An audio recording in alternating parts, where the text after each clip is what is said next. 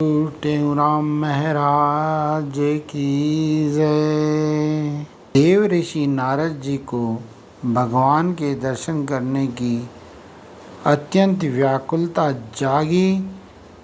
तब वे लक्ष्मी नारायण जी के दर्शन के लिए वैकुंठपुरी गए। वहाँ पहुंचकर भगवान को न देखकर भगवान के सभागृह में शयनागार, क्रीड़ा स्थल, भोजनालय आदि स्थानों पर उन्हें खोजा, पर परमात्मा के दर्शन प्राप्त नहीं हुए। वहाँ उपस्थित पार्षदों से भगवान के लिए उन्होंने पूछा। तब पार्षद कहने लगे, भगवान न तो हमें बताकर जाते हैं और न जाने कहाँ कहाँ चक्कर लगाते रहते हैं भगवान, इसलिए हम लोग भगवान का कोई निश्चित ठिकाना आपको नहीं बता सकते। यह बात सुनकर तब नारद जी शिवपुरी गए, ब्रह्मपुरी गए, कुबेरपुरी भी देखे, इंद्रपुरी गए, अयोध्यापुरी पहुँचे, मथुरापुरी गए, काशीपुरी गए आदि भूमंडल के अनेक स्थानों में भगवान के दर्शन के लिए व्याकुल होकर घूमते रहे। तब उन्होंने एक शहर में एक जगह सत्संग हो रहा था, वह देखा। तब उनके मन में इच्छा हुई कि बहुत थक भी गए हैं, कुछ देर के लिए जाकर सत्संग सुन लूं और 2 घड़ी आराम भी कर लूं।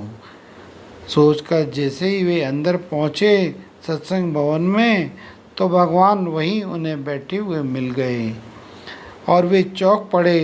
तब उन्होंने मन ही मनोमय होकर भगवान को प्रणाम किया। भगवान को देखकर अत्यंत प्रसन्न भी हुए।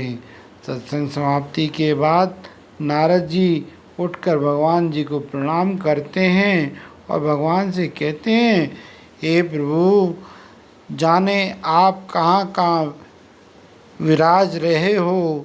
आज तो मैं आपको खोजता खोजता हार ही गया, थक गया हूँ। अब आप अपने विराजने का कोई निश्चित स्थान बता दें तो अति कृपा होगी, ताकि जब भी दिल करे उस समय में आपके दर्शनों का लाभ ले सकूं।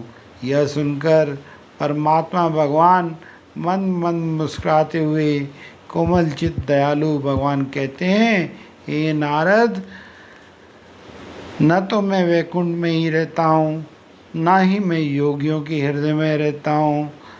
तीर्थों में, पहाड़ों में, जंगलों में, मंदिरों में, नदियों में आदि में कहीं भी नहीं रहता हूँ। यह साधन जरूर हैं ये नारद, पर एक स्थान ऐसा निश्चित है जहाँ मैं सदैव निवास करता हूँ, वहाँ मैं रहता हूँ। वह स्थान है सत्संग।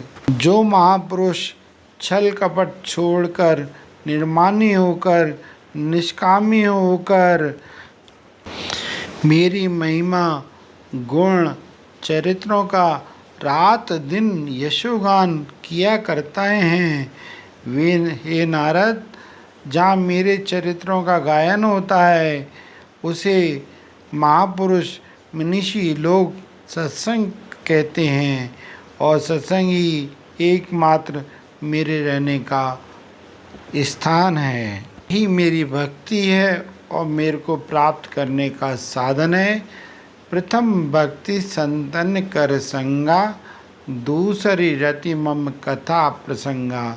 मेरी कथाओं, मेरी लीलाओं से और मेरी महिमा का जो गान करते हैं वही स्थान सत्संग कहलाता है। बोलिए श्री रामचंद्र भगवान की जय।